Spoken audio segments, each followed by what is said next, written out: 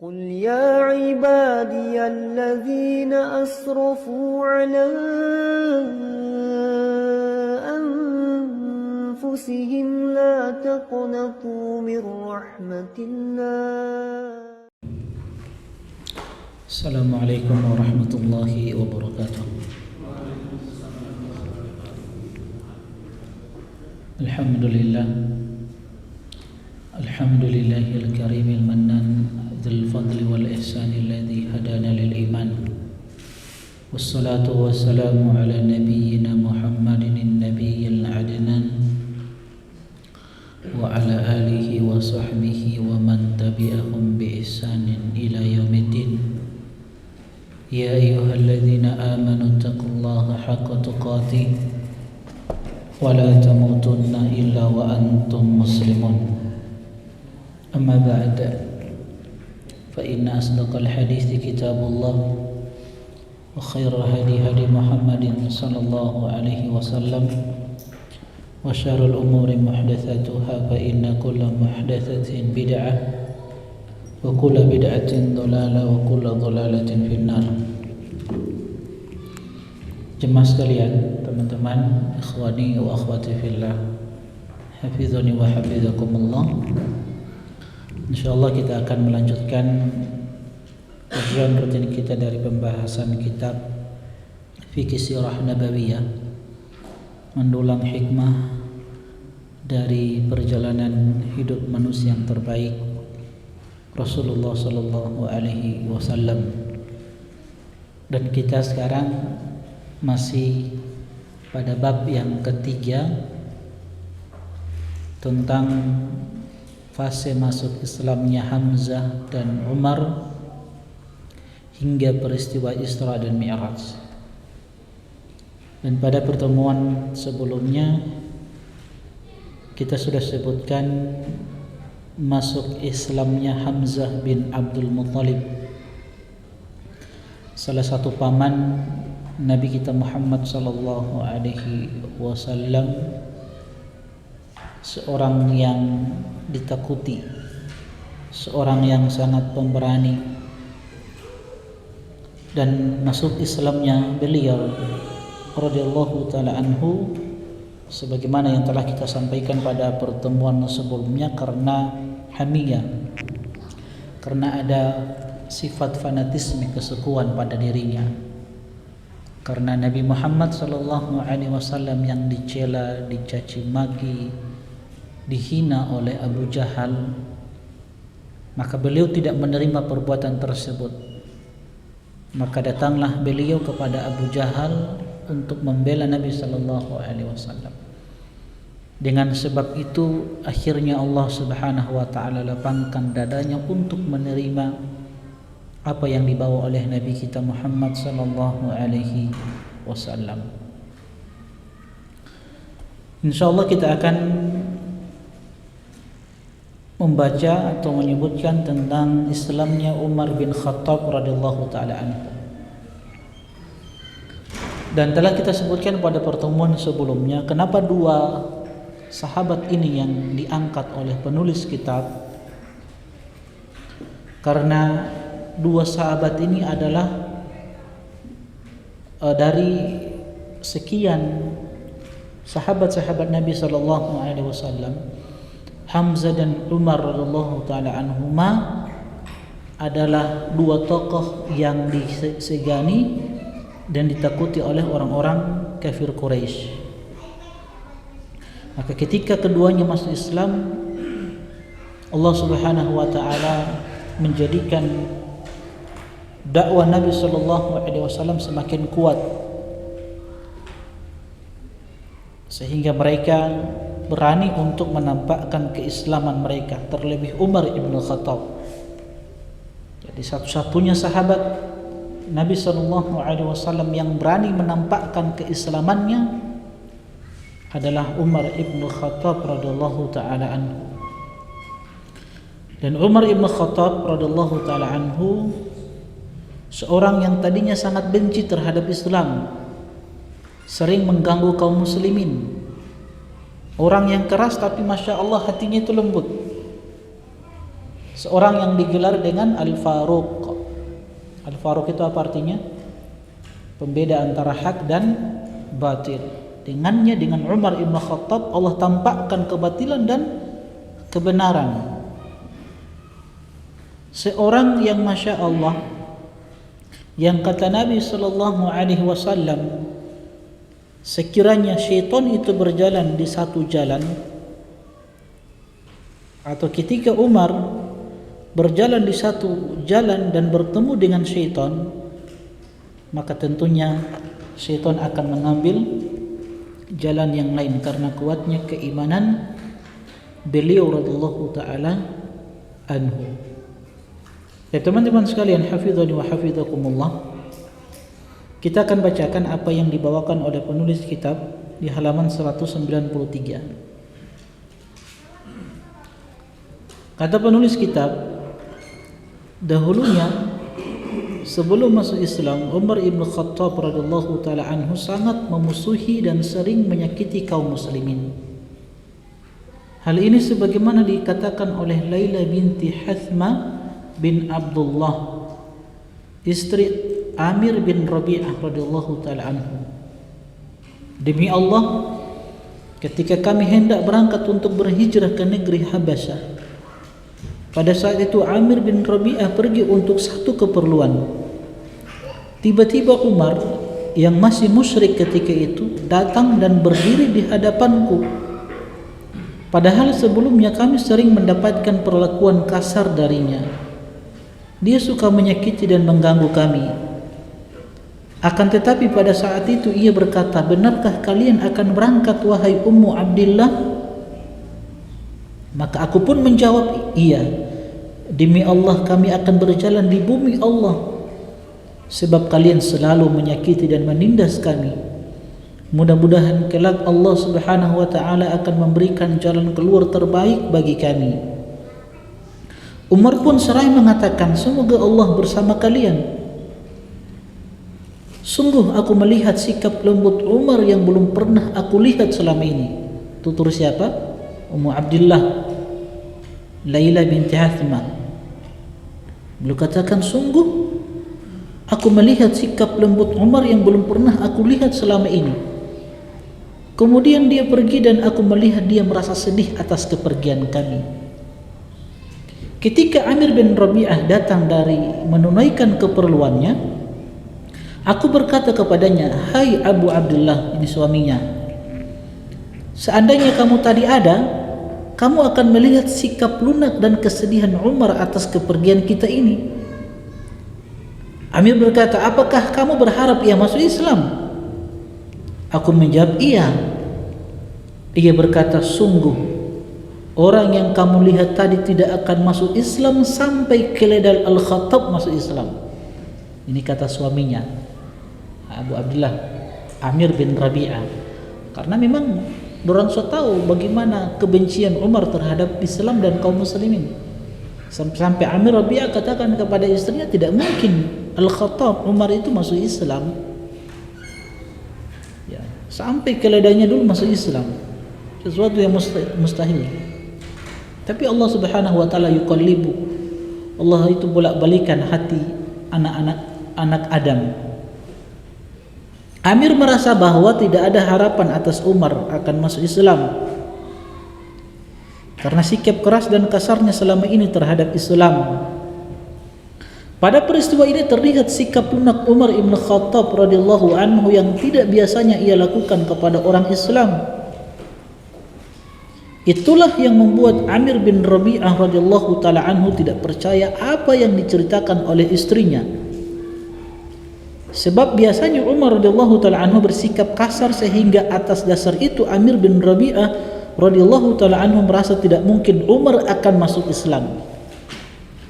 Tapi kalau Allah sudah berkehendak, ya, yang tadinya hatinya keras itu akan dilembutkan oleh Allah Subhanahu wa taala. Pertama, kita katakan beliau masuk Islam karena kudrah, kekuasaan Allah Subhanahu wa taala. Allah yang bolak-balikan hati anak Adam yang tadinya benci terhadap Islam dan kaum muslimin, akhirnya Allah jadikan hatinya lembut sehingga beliau pun mencintai Islam dan menerima Islam. Karena kedudukan Umar ibn Khattab radhiyallahu taala anhu yang sangat penting di tengah bangsa Quraisy, maka Rasulullah sallallahu alaihi wasallam berdoa kepada Allah Subhanahu wa taala secara khusus yang ditujukan untuk Umar dan Abu Jahal, agar Allah memberikan petunjuk kepada salah satu dari mereka yang paling dicintai oleh Allah untuk Islam. Diriwayatkan dari Umar radhiyallahu taala anhu bahwa Rasulullah sallallahu alaihi wasallam berdoa, Allahumma a'izzal Islam bi ahabbi hadaini ar-rajulaini ilaik. Ya Allah, muliakanlah Islam dengan salah seorang yang lebih engkau cintai dari kedua laki-laki ini, bi Abi Jahlin atau bi Umar ibn Khattab, Abu Jahal atau Umar ibn Khattab. Sang perawi mengatakan, ternyata yang lebih dicintai oleh Allah Subhanahu wa taala adalah Umar ibn Khattab. Ini sebab yang kedua kenapa beliau masuk Islam, karena doanya Nabi sallallahu alaihi wasallam. Kalau sebab yang pertama karena kudrah kekuasaan Allah Subhanahu wa taala.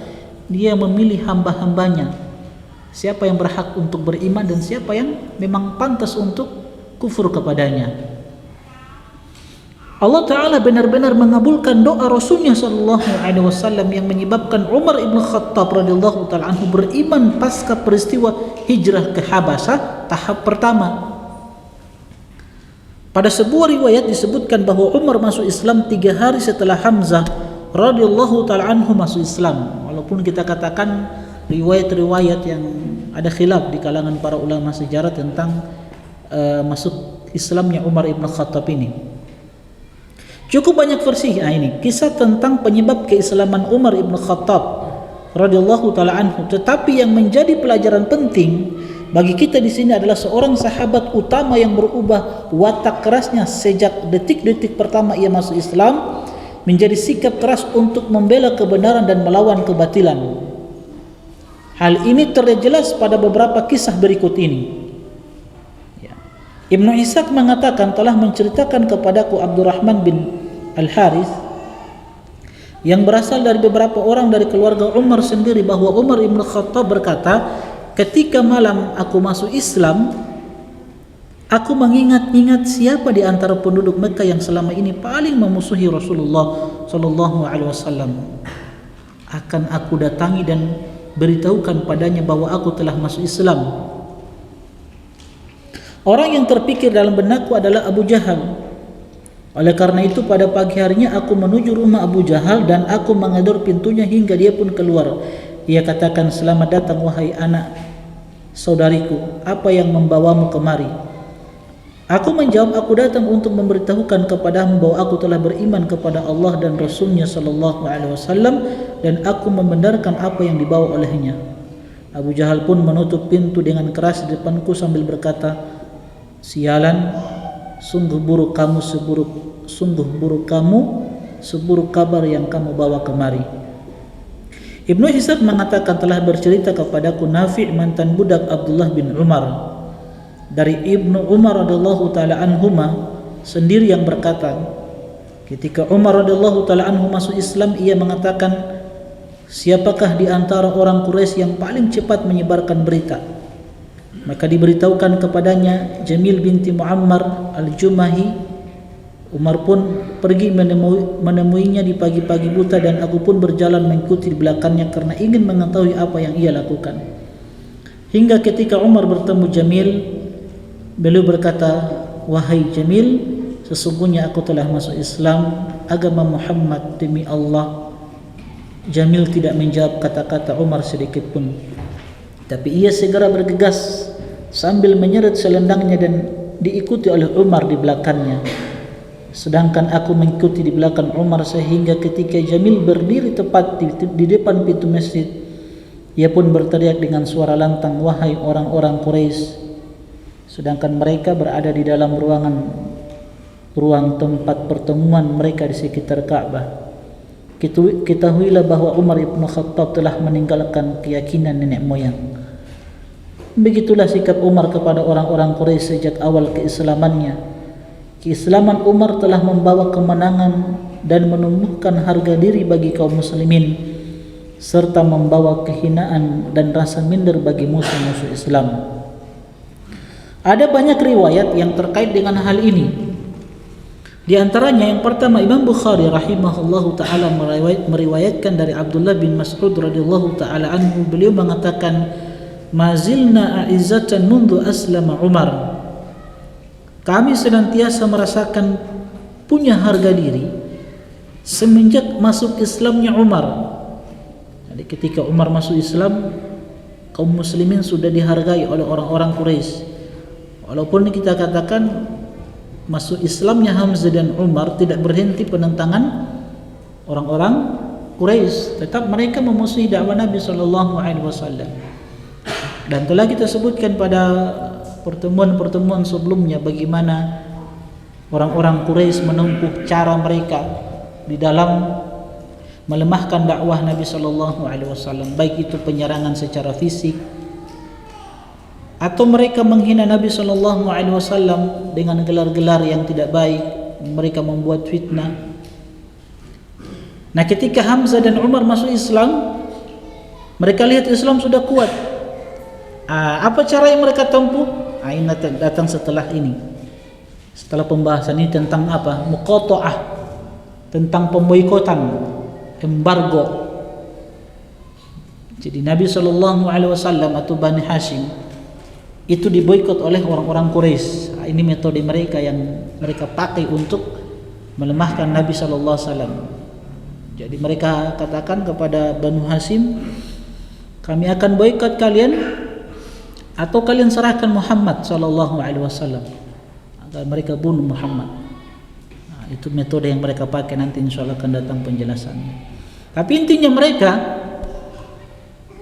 tidak bisa mengganggu kaum muslimin ketika Umar ibn Khattab telah masuk ke dalam Islam. Makanya Abdullah bin Mas'ud mengatakan, mazilna a'izzatan mundu aslama Umar. Jadi kami senantiasa merasakan mulia semenjak Umar masuk Islam. Yang kedua dari Sa'ad bin Abi Waqqas radhiyallahu taala anhu, dia berkata, Rasulullah sallallahu alaihi wasallam mengatakan kepada Umar radhiyallahu taala anhu, walladzi nafsi biyadi ma lakiyaka syaitanu salikan fajjan qattu illa salaka fajjan ghaira fajjik. Demi Allah yang jiwaku berada di tangan Allah subhanahu wa ta'ala, setiap kali syaitan bertemu denganmu sedang melewati suatu jalan, maka syaitan itu akan melewati jalan yang lain selain jalanmu. Dia akan cari jalan yang lain. Syaitan pun takut untuk bertemu dengan Umar ibn Khattab, ya. Saking Masya Allah kuatnya keimanan beliau radhiyallahu taala anhu. Ada riwayat yang menyebutkan tentang Umar itu pernah menangis dan pernah tertawa. Kenapa beliau menangis? Tapi riwayat ini tidak sahih ya dari beliau radhiyallahu taala anhu. Ada yang mengatakan ketika beliau menangis itu beliau mengingat dulu di masa jahiliyah beliau membunuh anak perempuannya. Sehingga itu yang membuat beliau menangis setelah menerima hidayah. Adapun tertawa, ya, karena beliau teringat di masa jahiliyah, mereka orang-orang jahiliyah itu kan pernah ya sering membuat tuhan-tuhan mereka. Jadi Umar itu pernah membuat tuhan dari adonan roti. Karena dia lapar, dia makan tuhannya. Nah, itu yang membuat Umar itu tertawa. Tapi riwayat ini tidak ada yang betul. Ya, tidak benar ini riwayat ini. Adapun beliau membunuh anak perempuannya itu tidak benar karena memang kebiasaan orang-orang jahiliyah itu kan benci dengan anak perempuan, tapi tidak semuanya. Buktinya Hafsah kan anaknya itu ada berapa anaknya Umar ini ada berapa? Ada Abdurrahman Akbar, ada Abdurrahman Awsat, ada Abdurrahman Asgor, ada Zaid Akbar, ada Zaid Asgor. Itu kan anak-anaknya Umar. Hafsah, ada beberapa nama yang saya lupa. Intinya istri beliau itu ada 7. Istrinya Umar itu ada 7 ya. Ada 7 istrinya. Tapi setelah beliau masuk Islam, ada yang dikawini ketika di masa jahiliyah, ada yang dipertahankan ya.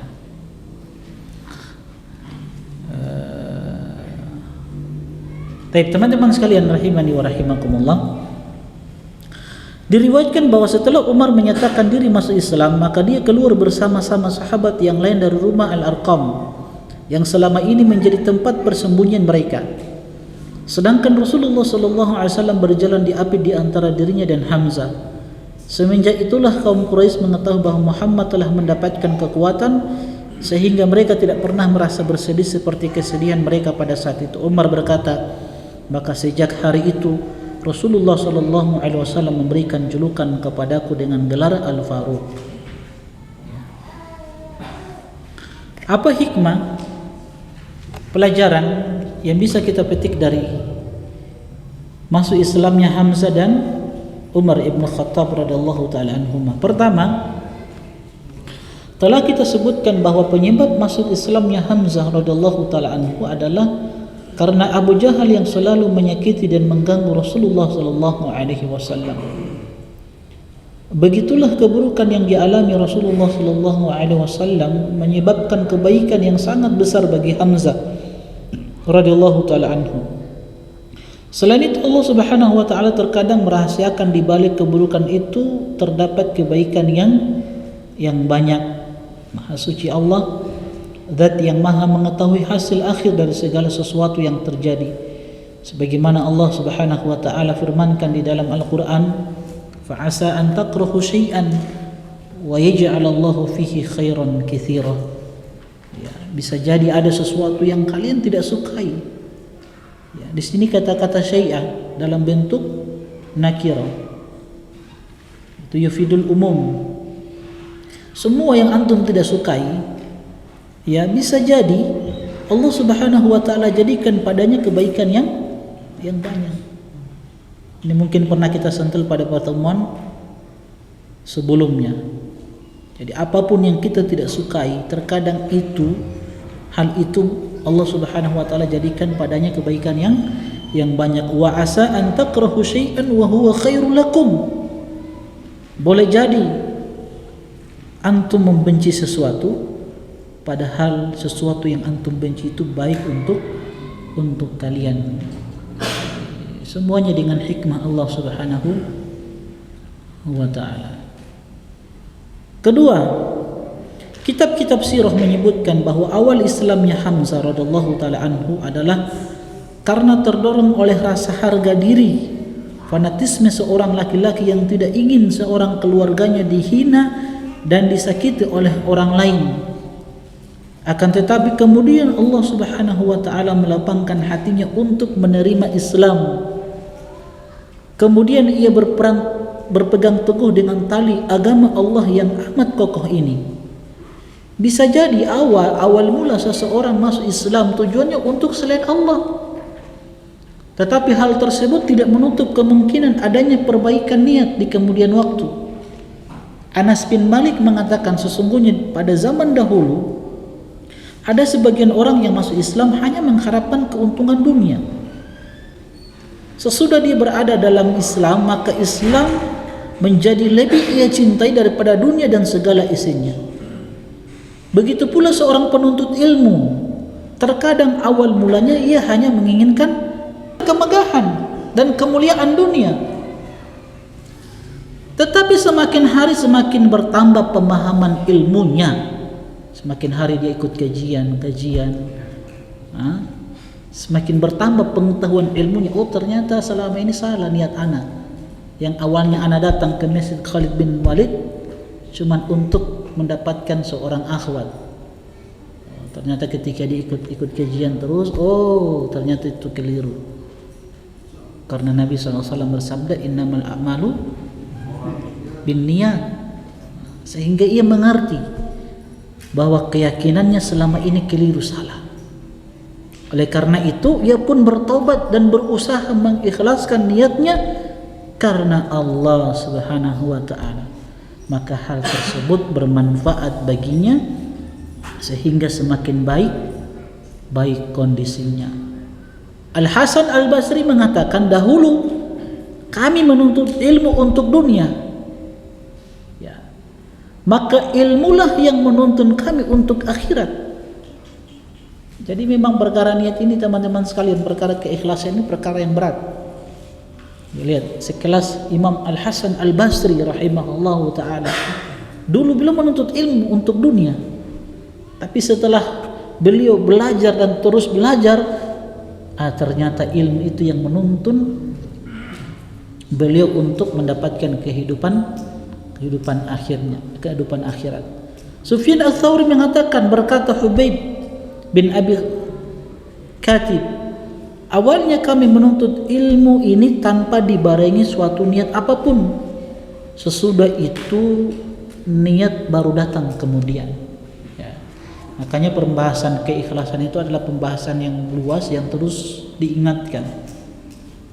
Harus diingatkan. Ya. Makanya antum kalau mau buat tulisan, buku, ya pokoknya awali dengan hadis Nabi itu, innamal a'malu binniyat. Supaya diingatkan, ana menulis tulisan ini untuk siapa? Ya. Ini keikhlasan itu perlu diingatkan dan sering-sering diingatkan. Memang awalnya seseorang itu niatnya karena untuk mendapatkan dunia. Tapi setelah dia belajar ya, ilmu itu yang akan membimbing dan mengarahkan dia. Dari sini juga teman-teman sekalian, para ulama menyebutkan bahwa boleh seseorang itu memotivasi orang lain untuk menghafal Al-Quran, menghafal hadis-hadis Nabi Sallallahu Alaihi Wasallam dengan apa? Dengan iming-iming apa? Hadiah. Entah apa antum mau kasih hadiah. Ya, jadi ada kan begitu kan, ada orang mau menghafal itu semangat di menghafal karena ada sesuatu yang dia ingin dapatkan, tuh begitu. Jadi ini boleh, tidak jadi masalah. Misalkan anak didik antum, peserta didik, atau anak antum semangati dia untuk menghafal Al-Quran, menghafal hadis-hadis Nabi Sallallahu Alaihi Wasallam dengan janji antum kasih hadiah. Antum belikan mainan untuk dia, atau sahabat antum, teman antum, supaya dia mau belajar, datang ke majelis ilmu, ya, datang ke majelis ilmu dengan apa? Antum dengan janji antum datang ke majelis ilmu dengan anak, nanti setelah pulang kajian anak traktir antum makan di restoran yang paling mahal di Gorontalo. Tidak jadi masalah. Anak mungkin pernah cerita, anak awal-awal tersentuh dengan majelis ilmu, anak awal dapat hidayah. Ada salah seorang ustadz kami di tempat tinggal anak di Borogo itu. Dulu waktu kita masih jahiliyah, masih jauh dari ilmu. Ya, biasa kan kita nongkrong di Borogo itu kan, antum tahu Borogo? Di lapangan Taruna situ kan. Ya, kerjaan kita nongkrong di situ setiap malamnya, nongkrong. Pokoknya nongkrong. Itu beliau datang, Masya Allah. Beliau pulang dari Jogja, sudah kenal dakwah. Beliau sering datang ke kita di tempat nongkrong kita itu, di lapangan tenis itu. Ada kan taman kecil di situ, tempat nongkrong kita di situ. Beliau datang, beliau katakan begini, insya Allah besok malam ada majelis taklim di rumahnya fulan. Pokoknya di situ ada makanan enak di situ, makanan berat. Jadi kita datang itu sama teman-teman, memang niatnya cuma mau makan. Iya, memang cuma mau makan. Jadi anak datang itu memang niatnya cuma makan, dan betul habis majelis taklim selesai terus makan. Makanan berat lagi. Ya, sampai kita salah, dari beberapa orang itu ada sekitar 3-4 orang kita dapat hidayah. Salah satunya anak. Jadi memang awalnya seperti itu. Awalnya kita datang memang untuk itu, untuk makanan. Bukan mau dengar itu ceramah, bukan. Nah, tapi setelah itu Masya Allah. Ini boleh, diperbolehkan. Ya, antum memotivasi seseorang dengan iming-imingan hadiah boleh, tidak apa. Niatnya memang awalnya untuk hadiah itu, tapi setelah itu akan berubah. Jadi begitu, caranya begitu. Antum ajak teman-teman, ya. Antum sampaikan, insya Allah di kajian ada makanan berat. Nah, kalau bisa antum buat pengumuman di depan, insya Allah sebentar malam kajian ada makanan berat. Ada sate misalkan, apa undang begitu, atau antum janji, enggak apa, boleh itu, seperti itu boleh. Ya, Walaupun tujuan awal mereka cuma untuk makanan tidak apa, tapi kalau mereka sering-sering datang, insya Allah akan tersentuh hati mereka dan menerima dakwah ini. Gitu.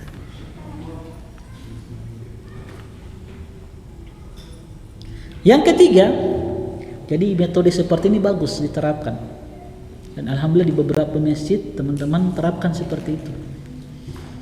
Jadi ketika teman-teman tahu, oh di Masjid Khalid bin Walid ada makanan berat, orang mau datang ke sini.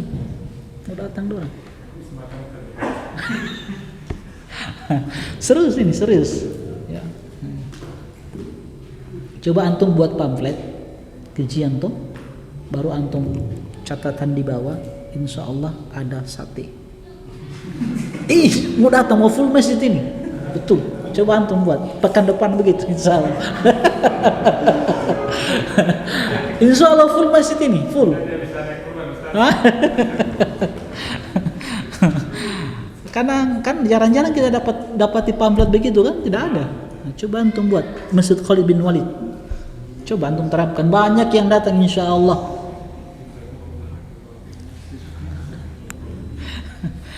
Plus saraba ini ya, masya Allah. Karena ada ikhwan yang bilang ke saya, iya, salah satu penyemangat dia datang di Khalid bin Walid ini kan memang saraba. Hah? Nah itu kan, nah, itu salah satu daya tarik itu. Jadi itu diperbolehkan. Kemudian yang ketiga, sesungguhnya fanatisme kesukuan tidak selamanya tercela.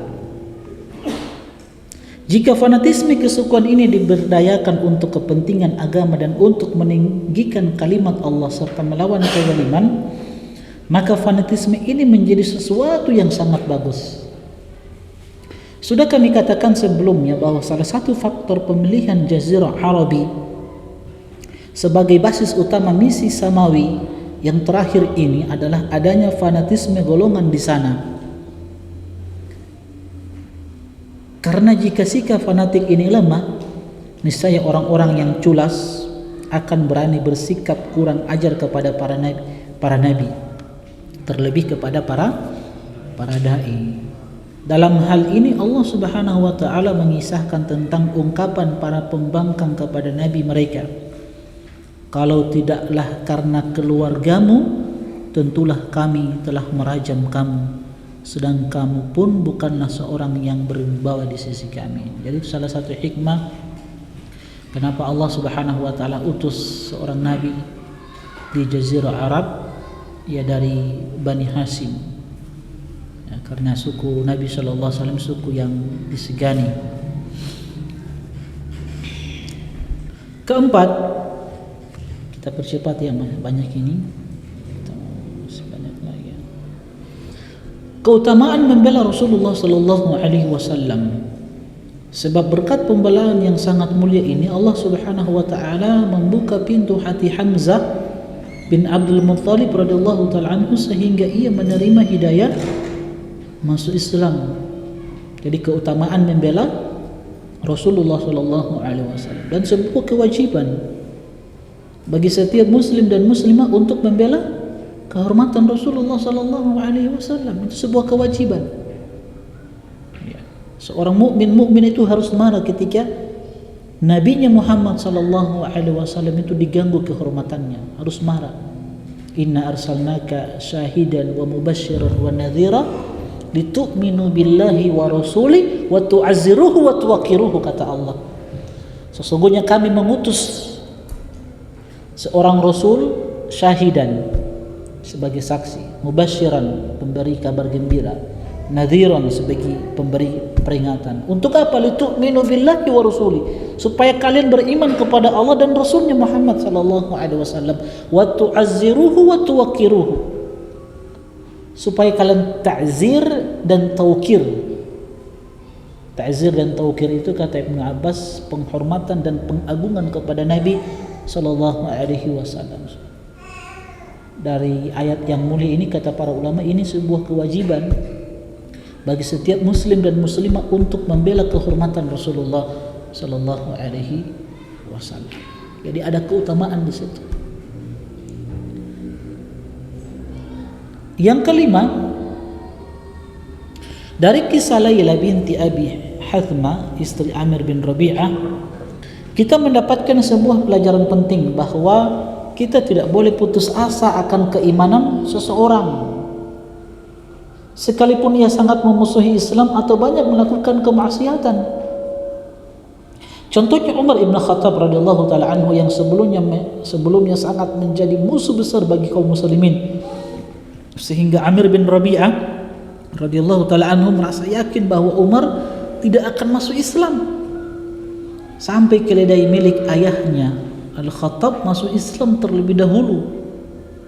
Akan tetapi Allah Subhanahu wa taala menakdirkan hidayah bagi Umar radhiyallahu taala anhu sehingga ia menjadi salah satu tokoh yang paling besar jasanya bagi Islam dan kaum muslimin. Karena memang teman-teman sekalian, Nabi kita Muhammad sallallahu alaihi wasallam telah mengajarkan untuk bersikap optimisme di dalam menjalani kehidupan dunia ini. Tidak boleh terang pesimis, putus asa.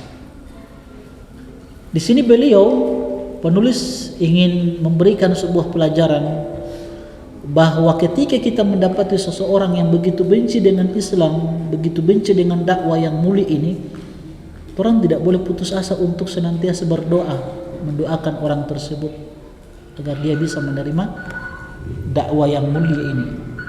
Artinya ketika kita ingin memberikan kebaikan kepada orang lain, bukan hanya sekedar sekali menyampaikan, 2 kali baru sudah putus asa, sudah semoga antum masuk neraka. Nggak boleh. Kita harus harus optimis. Bisa jadi ketika dia mendapatkan hidayah, dia orang yang terdepan di dalam membela dakwah yang mulia ini, sunnah-sunnah Nabi sallallahu alaihi wasallam. Dan Nabi sallallahu alaihi wasallam bersabda, ihris ala ma yanfa'uk wasta'in billah wala ta'jas. Berusahalah untuk bersemangat di dalam mendapatkan hal-hal yang bermanfaat, kemudian minta tolong kepada Allah dan jangan pernah merasa lemah. Jadi muslimah itu dia punya sikap optimis di dalam menjalani kehidupan dunia ini. Jangan berputus asa. Coba kita belajar dari Musa alaihissalam, bagaimana orang yang punya sikap optimis yang luar biasa. Ketika pengikut-pengikut beliau itu sudah melihat pasukannya siapa? Fir'aun. Falamma tara jam'ani qala ashabu Musa inna lamudrakun. Ketika 2 golongan ini, golongannya Musa alaihissalam dan golongannya Fir'aun, itu sudah saling melihat, sudah saling melihat dan sudah sangat dekat. Qala ashabu Musa, pengikut-pengikut Musa mengatakan apa? Inna lamudrakun. Aduh Musa, orang dia mau apa ini? Tapi lihat, Musa alaihissalam seorang yang kuat imannya, orang yang selalu punya optimisme. Apa beliau katakan? Qala kalla inna ma'iya rabbi sayahdin. Sekali-kali tidak. Firaun tidak bisa menyusul kita. Inna ma'iya rabbi sayahdin, karena sesungguhnya Rabbku, Tuhanku Allah itu bersama kita. Sayahdin, dan dia akan memberikan jalan keluar. Dia akan memberikan petunjuk. Itu kan sikap optimisme yang luar biasa. Makanya Nabi sallallahu alaihi wasallam mengatakan wa yu'jibuni al-fa'lu. Nabi itu sangat suka dengan al-fa'lu, sikap optimisme, kalimat-kalimat yang baik yang memberikan motivasi, semangat. Baik, insyaallah kita lanjutkan setelah itu yang dikemanakan. Jemaah sekalian, teman-teman ikhwani wa akhwati fillah, hafizani wa hafizakumullah.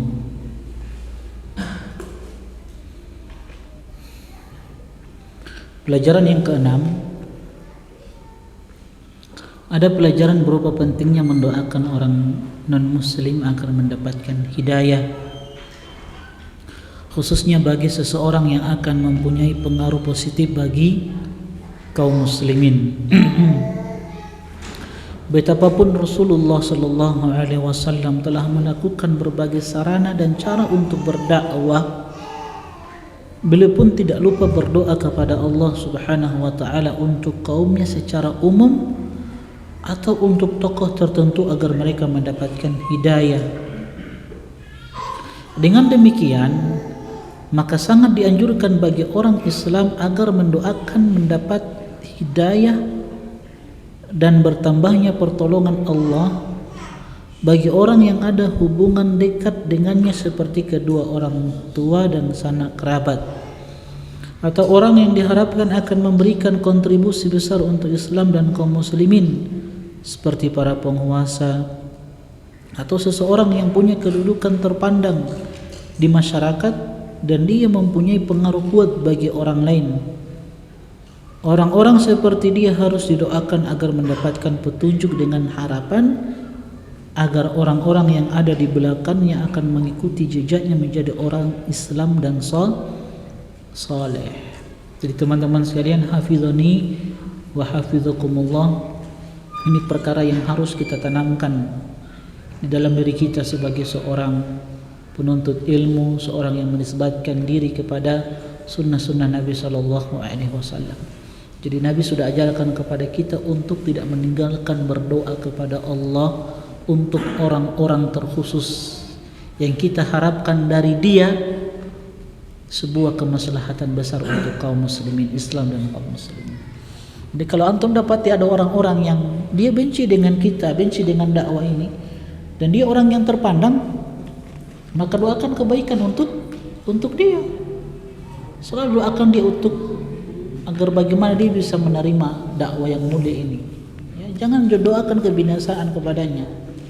Makanya antum dapatikan kalau orang-orang yang memusuhi dakwah ini, kita sering dapati ustadz-ustadz kita atau sahabat-sahabat kita selalu mendoakan kebaikan. Semoga Allah beri hidayah kepadanya.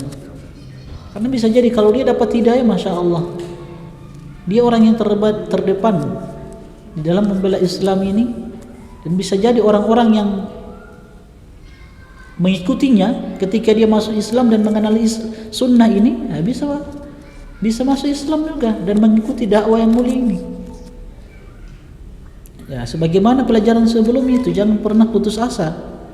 Selalu doakan. Kita punya senjata doa. Di sini beliau katakan doakan para penguasa. Ya, ini itu prinsip Ahlus Sunnah wal Jamaah. Senantiasa mendoakan kebaikan untuk para pemimpin, para penguasa. Doakan kebaikan untuk mereka. Doakan supaya Allah berikan kekuatan, Allah berikan hidayah kepada mereka, supaya mereka sayang sama rakyatnya, supaya mereka membuat kebijakan-kebijakan yang itu untuk kemaslahatan Islam dan kaum muslimin.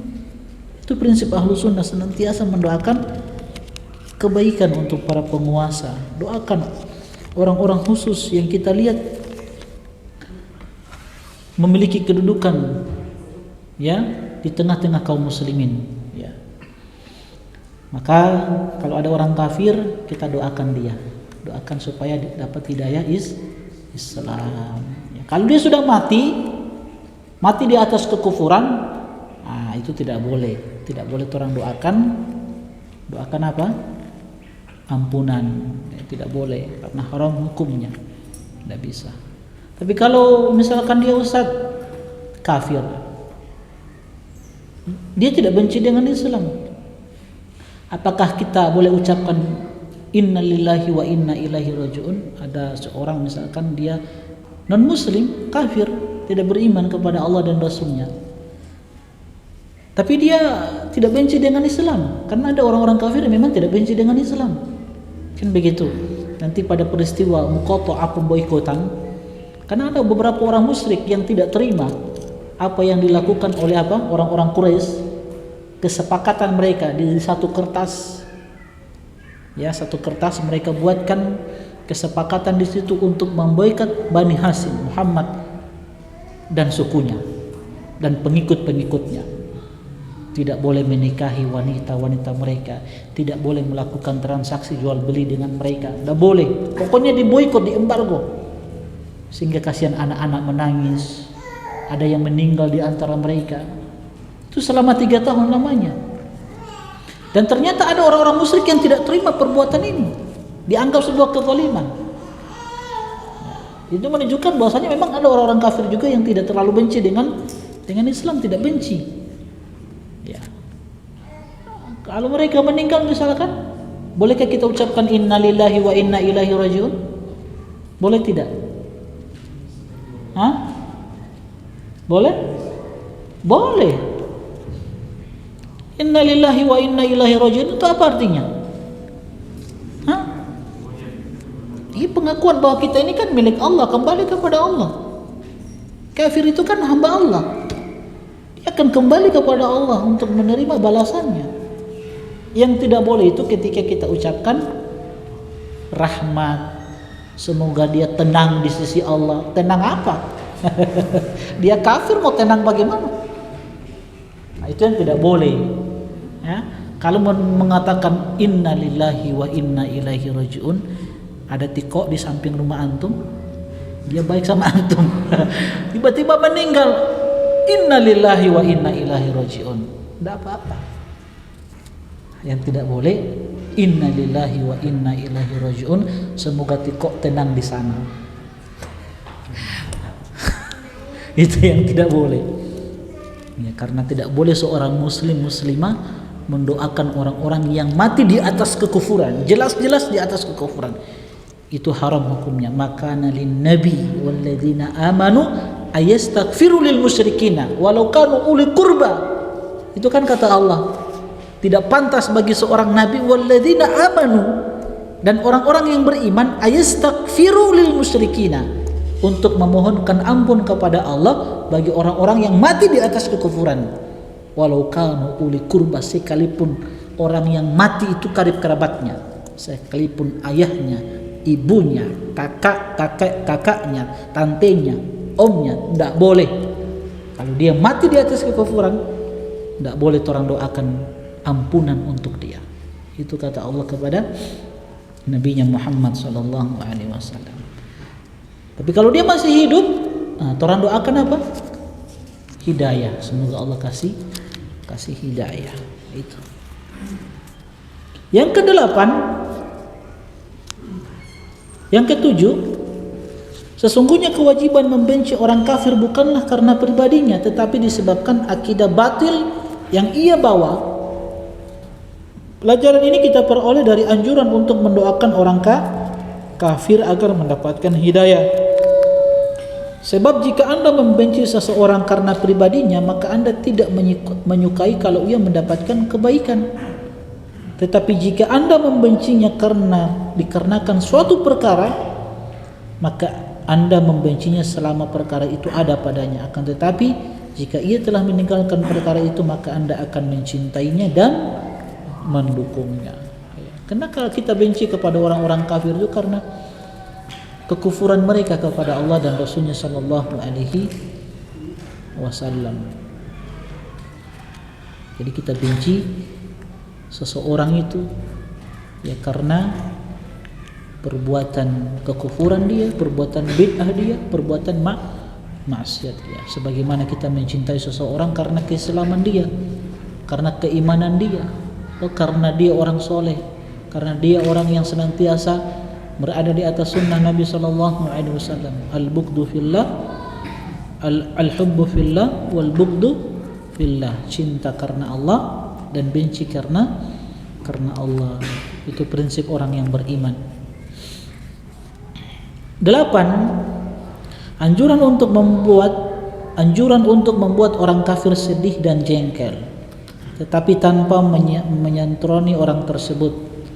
Pelajaran ini diperoleh ketika Umar ibn Khattab radhiyallahu taala anhu segera mengumumkan secara terang-terangan keislamannya, lalu melakukan salat di dekat Ka'bah. Perbuatan Umar tersebut membuat orang-orang Quraisy merasa sedih dan cemas yang luar biasa. Dalam hal ini Allah Subhanahu wa taala berfirman, "Wala yata'una mauti'an yaghidul kuffara wa la yanaluna min aduwin nailan illa kutiba lahum bihi amalun salih." Dan tidak pula menginjak suatu tempat yang membangkitkan amarah orang-orang kafir, dan tidak menampakkan sesuatu bencana kepada musuh, melainkan dituliskan bagi mereka dengan yang demikian itu suatu amal soleh. orang beriman itu memang harus punya harga diri, harus bangga dengan keislaman dia, harus bangga dengan keimanan dia. Kita ini alhamdulillah di negeri yang masya Allah kita bisa menampakkan keislaman, keimanan, menampakkan ya sunnah-sunnah Nabi Sallallahu Alaihi Wasallam. Karena ahlu sunnah itu kan punya tanda-tanda toh, sebagaimana ahlu bid'ah ada tanda-tandanya. Ya, jadi ahlul batil, ahlul bid'ah wal ahwa alamatun yu'rafuna biha. Sebagaimana kata Ahmad bin Yahya An-Najmi rahimahullahu ta'ala. Sebagaimana juga ahlu sunnah itu punya alamatun yu'rafuna biha, punya tanda-tanda yang mereka itu dikenal dengan tanda-tanda tersebut. Salah satu tanda ahlu sunnah wal jamaah, mereka adalah orang yang bersemangat di dalam membela sunnah-sunnah Nabi Sallallahu Alaihi Wasallam, orang yang terdepan di dalam membela dakwah Nabi Sallallahu Alaihi Wasallam. Sebaliknya salah satu tanda ahlul batil, ahlul bid'ah wal ahwa adalah membenci sunnah-sunnah Nabi Sallallahu Alaihi Wasallam dan orang-orang yang membawa sunnah-sunnah tersebut. Itu salah satu tanda ahlul bid'ah, dibenci dengan orang-orang yang mengamalkan sunnah Nabi Sallallahu Alaihi Wasallam. Nanti insya Allah kalau antum belajar usul sunnah, ya, antum akan dapati tanda-tanda ahlu batil, ahlu bid'ah, dan tanda-tanda ahlu sunnah. Ada sekitar 4-5 tanda ahlu batil. Salah satunya kalau orang ahlu bid'ah itu, salah satu tanda mereka itu kalau tanda pertama yang disebutkan oleh Syekh Yahya An-Najmi itu al-waqi'atu fi ahli al-athar, suka mencela, ya, memfitnah ahlul athar. Apa itu ahlul athar?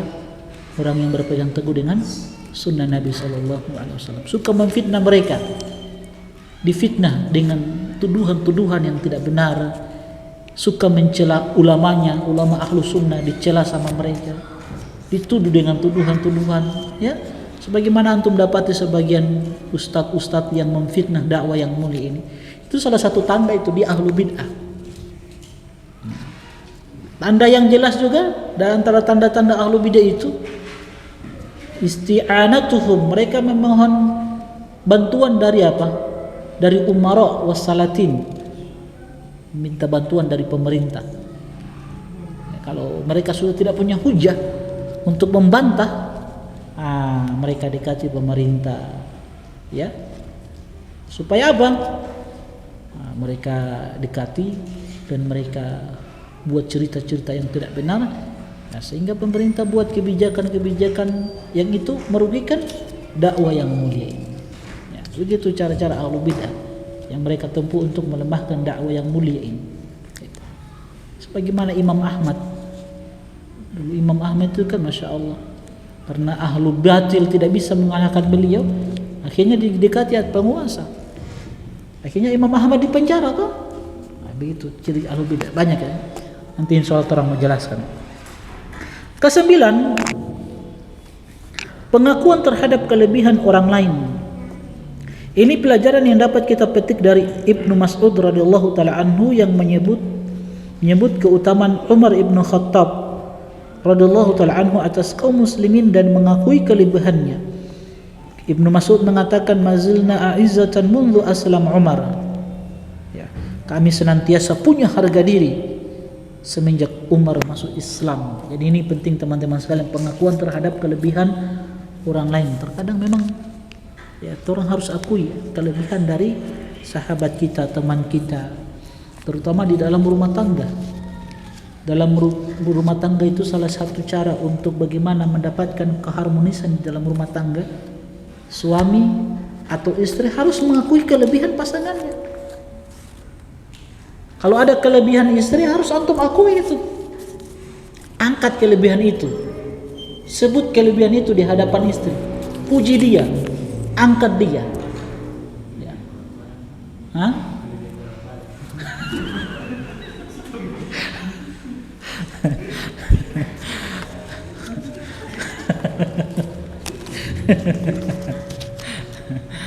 Iya, intinya pokoknya suami juga begitu ini untuk istri-istri. Ada kelebihan yang dimiliki oleh suami, Itu yang harus anti akui, harus anti angkat, puji suami di hadapannya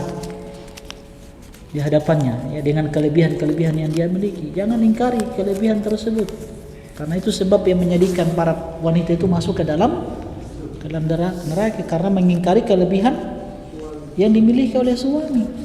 Harus diangkat itu membangun keharmonisan di dalam rumah tangga ya. Kalau pada saat istri marah, antum angkat kelebihan dia. Nanti ini orangnya begini, lembu, diangkat kemarin banting.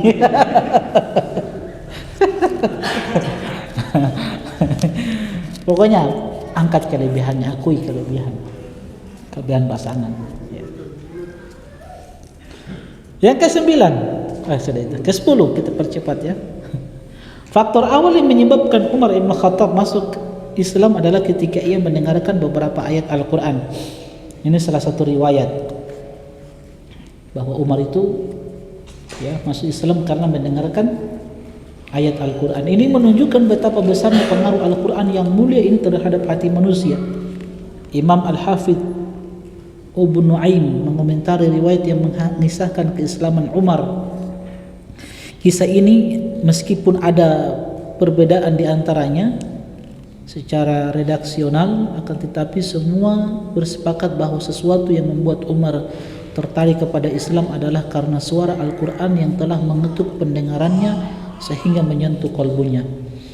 Oleh karena itu hendaknya para dai dan para khatib memberikan perhatian yang besar terhadap hal ini.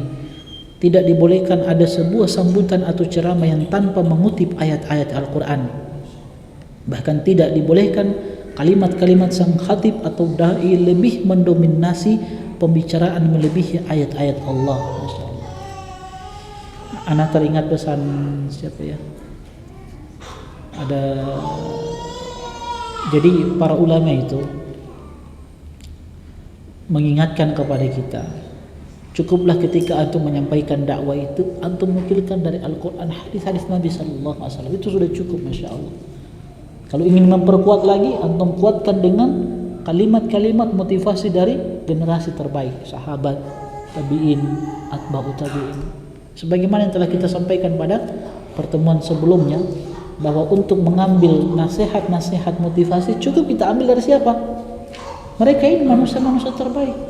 Bukan ambil dari orang-orang yang notabene-nya kufur kepada Allah dan Rasulnya Sallallahu Alaihi Wasallam, dari artis-artis Korea ya, dan orang-orang yang semisal mereka.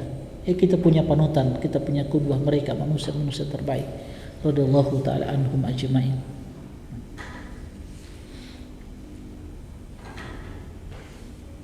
Hendaknya selalu diingat betapa besar pengaruh ayat-ayat Allah ini ketika dibacakan oleh Rasulullah Sallallahu Alaihi Wasallam terhadap siapapun yang mendengarkannya, sehingga ayat-ayat yang mulia itu menjadi penyebab seseorang menerima kebenaran atau berhenti dan meninggalkan keburukan yang dilarang oleh agama. Cara dakwah seperti itu pula yang pernah dilakukan oleh para sahabat Rasul dan para salafus saleh yang lain.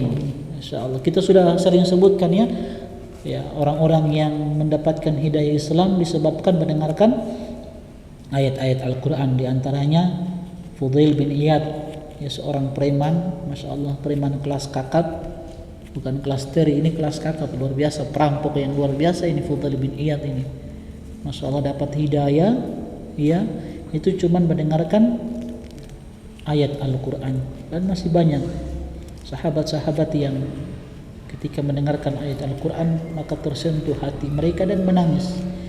Umar bin Khattab itu memang beliau adalah orang yang keras, tapi beliau seorang yang masya Allah sangat lembut hatinya dan suka menangis. Makanya setelah Islamnya beliau sering menangis, tersentuh hatinya, orang yang sangat lembut. Begitulah Al-Quran ya, pengaruh Al-Quran yang dahsyat. Bahkan kemuliaan Al-Quran ini diakui juga oleh orang-orang kafir. Mereka tidak ingkari kemuliaan Al-Quran itu. Ternyata Al-Quran itu punya kehebatan yang luar biasa, bisa memberikan pengaruh di dalam kehidupan seseorang. Yang ke-11, ketika Umar radhiyallahu taala anhu masuk Islam dan pergi menemui Rasulullah sallallahu alaihi wasallam di rumah Al-Qam, ia kemudian mengetuk pintu, maka para sahabat takut melihat Umar sedang mengetuk pintu karena mereka belum mengetahui bahwa Umar telah masuk Islam. Oleh karena itu Rasulullah sallallahu alaihi wasallam sendiri yang beranjak membukakan pintu dan menarik kerah baju Umar. Pada saat itulah Umar radhiyallahu taala anhu menyatakan keislamannya dengan bersyahadat bahwa tidak ada Tuhan yang berhak diibadahi disembah selain Allah dan Muhammad adalah Rasulullah. Ketika para sahabat radhiyallahu anhu mendengar pernyataan Umar itu, seketika mereka bertakbir. Begitulah seharusnya ketika mendengarkan atau melihat sesuatu yang menggembirakan, hendaknya kita bertakbir, tidak bertepuk tangan seperti yang dilakukan oleh sebagian kaum muslimin yang meniru orang-orang non-muslim Islam. Syekh Muhammad bin Shalih Utsaimin ketika ditanya tentang hukum bertepuk tangan dan bersiul sebagaimana yang dilakukan sebagian orang di dalam pesta-pesta dan semisalnya, beliau menjawab, kebiasaan ini nampaknya diambil dari tradisi orang-orang non-muslim. Oleh karena itu tidak baik bagi orang Islam melakukannya. Jika ia kagum terhadap sesuatu, hendaknya dia bertakbir atau bertasbih kepada Allah Subhanahu wa taala. Tetapi takbir ini tidak dilakukan secara bersama-sama. Takbir seperti yang dilakukan oleh sebagian orang, tidak berjamaah ya, ini sini disebutkan. Tetapi hendaknya ia lakukan sendiri-sendiri ya. Adapun bertakbir atau bertasbih secara jama'i yang dilakukan ketika ada sesuatu yang menakjubkan, hal itu tidak saya temukan dasar hukumnya. Paham ya? Oke. Dalam riwayat yang kuat disebutkan bahwa Rasulullah SAW ketika memberitahukan orang-orang kafir tentang kisah Isra dan Mi'raj, maka ada di antara mereka ada yang bertepuk tangan dan ada pula yang meletakkan tangan di atas kepala, tanda keheranan terhadap apa yang mereka anggap sebagai kebohongan. Jadi memang ada yang beriman, ada yang mengingkari, dan itu akan terus ada. Ketika Isra dan Mi'raj itu diceritakan, ada sebagian orang yang ragu-ragu, ada sebagian orang yang mengingkarinya, ada sebagian orang yang beriman. Jadi bertepuk tangan sebagaimana dalam peristiwa ini adalah kebiasaan orang-orang musyrik. Masalah ini akan dibicarakan lebih lanjut pada pembicaraan terkait dengan kisah Isra dan Mi'raj, dan akan kita bicarakan pula tentang perbedaan antara bertepuk tangan dalam ibadah dan bertepuk tangan dalam kebiasaan sehari-hari. Artinya kalau untuk kebiasaan sehari-hari misalkan, dan ini pendapatnya Syekh Utsaimin juga, boleh seseorang itu bertepuk tangan untuk memberikan motivasi kepada peserta didiknya, anak-anaknya. Boleh. Itu pendapatnya Syekh Utsaimin rahimahullahu ta'ala. Jadi boleh, kata Syekh Utsaimin, itu fatwa beliau. Tapi dalam bentuk ibadah tidak boleh. Tapi ala kulli hal kalau antum tinggalkan itu lebih baik. Yang dianjurkan adalah bertakbir, kita besarkan dan kita agungkan Allah Subhanahu wa ta'ala, atau kita ucapkan subhanallah ketika melihat sesuatu yang menakjubkan, maka agungkan dan besarkan Allah Subhanahu wa ta'ala. Alhamdulillah teman-teman sekalian, hafizani wa hafizakumullah. Insyaallah pada pertemuan selanjutnya kita masuk pembahasan baru tentang muqata'ah, pemboikotan menyeluruh, dan Rasulullah SAW mengungsi di Syi'ib Abu Talib. Syi'ib itu antara dua gunung tapi jalannya kecil, namanya Syi'ib. Syi'ibnya Abu Talib. Jadi ini cara yang ditempuh oleh orang-orang Quraisy. Kenapa? Karena memang mereka sudah tidak bisa lagi menahan lajunya dakwah Nabi sallallahu alaihi wasallam, apalagi Hamzah dan Umar sudah masuk Islam karena sudah kuat. Akhirnya cara ini mereka tempuh, diembargo, diboikot. Tadi sebagaimana kita sebutkan, tidak boleh laki-laki mereka menikahi wanita mereka, tidak boleh melakukan transaksi jual beli. Tapi subhanallah teman-teman sekalian rahimani wa rahimakumullah, semua keluarga Nabi itu ikut membela Nabi sallallahu alaihi wasallam, kecuali satu orang yang menantang dakwah Nabi. Siapa itu? Abu Lahab. Cuman dia ini, pamannya ini, Nabi Abu Lahab ini yang tidak ikut bersama Nabi di Syi'ib ini. Justru dia bersama orang-orang Quraisy karena memang bencinya dia terhadap dakwah yang dibawa oleh ponaannya sendiri, padahal ini ponaannya sendiri ya, ponaannya. Harusnya paman itu kan berada di garda terdepan membela dakwah saudaranya, keluarganya ya. Tapi begitulah ketika Allah sesatkan seseorang. Nanti insya Allah kita akan sebutkan pada pertemuan selanjutnya tentang pemboikotan embargo yang dilakukan oleh orang-orang Quraisy terhadap Rasulullah Sallallahu Alaihi Wasallam. Jadi yang mereka inginkan itu bagaimana mereka kasih Muhammad supaya mereka bunuh. Kalau tidak diboikot seperti ini. Oke, wallahu taala alam.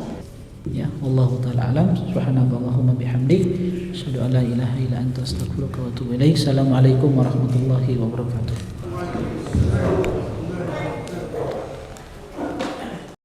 قل يا عبادي الذين أسرفوا على